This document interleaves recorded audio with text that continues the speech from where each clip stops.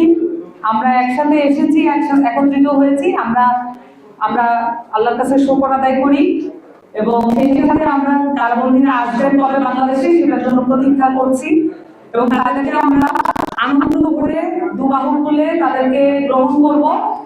আমাদের দেশে তারা আসছে, এর জন্য আমরা অপেক্ষা করছি।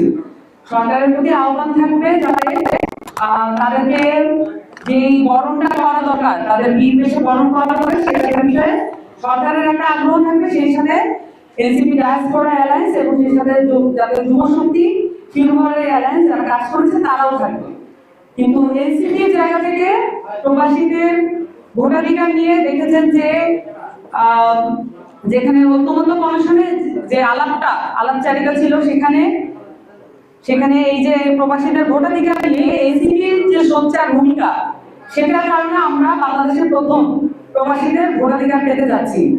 এবং সেই সাথে বাংলাদেশের প্রবাসীরা 20 থেকে 22 বিলিয়ন ডলার প্রত্যেক বছর এখানে রেমিটেন্স পাঠান এবং যেটা আসলে বাংলাদেশের মূল চালিকা শক্তি এবং বৈদেশিক মুদ্রার যে মূল চালিকা শক্তি, সেটা আসলে আমাদের যে প্রবাসীরা যারা বিভিন্ন দেশে আছেন, বিশেষ করে মিডল ইস্ট থেকে এই অঞ্চলটাতে বাংলাদেশের প্রবাসীরা একদম দিনে রাতে খেটে এই টাকাগুলো আমাদেরকে বাংলাদেশের উন্নয়নের কাজে যাতে সহায়তা হয় এই জন্য তারা অবদান রাখেন।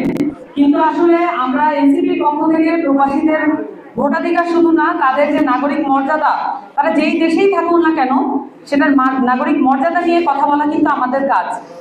বাংলাদেশ থেকে অন্য দেশে কাজ করতে যাওয়ার ফলে তারা এই দেশের নাগরিকত্ব থেকে কিন্তু বাদ যান না। কিন্তু আমরা যেটা দেখে থাকি, তারা যখন যান তারপরে অবর্ণনীয় কষ্ট দুঃখ সহ্য করে তাদেরকে তাদের জীবন জীবিকা বহন করতে হয়।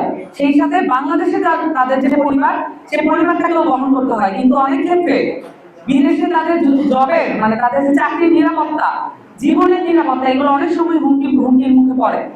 বিশেষত অনেক ক্ষেত্রে আমাদের এখান থেকে আমাদের নারীরা যান বিভিন্ন দেশে, তাদের জীবনের নিরাপত্তা অনেক সময় হুমকির মুখে পড়ে। এনসিপি চায় পলিসিগত জায়গা থেকে, অধিকার আদায়ের জায়গা থেকে এই বিষয়গুলো নিয়ে যাতে গভর্নমেন্ট লেভেলে একটা কাজ হয় এবং আমরা সেই দায়িত্বগুলো নিতে চাই। এবং একই সাথে প্রবাসীদের নানান রকমের নাগরিক মর্যাদা এবং তাদের এই দেশে থাকা যে পরিবারগুলো, তাদের নিরাপত্তা নিশ্চিত করা এবং এমবাসি সহ সরকারের এই পরিবারগুলোর যাতে অবাধ চলাচল থাকে এবং অসুবিধা যদি থাকে সেটা যাতে তারা প্রেজেন্ট করতে পারে সরকারের কাছে, সেরকম সুযোগ সুবিধা আসলে থাকা দরকার।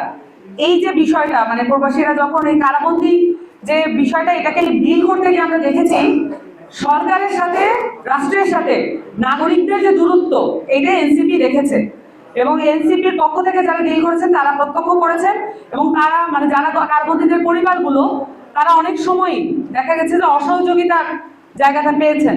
আমরা চাই রাষ্ট্র এবং সরকার তাদের যে প্রতিষ্ঠানগুলো সেগুলো নাগরিকদের কাছে অ্যাক্সেসেবল হবে এবং নাগরিকরা সেখানে নিজেদের যে চাওয়া এবং অধিকার সেগুলো বাস্তবায়ন করতে তারা যেতে পারবে।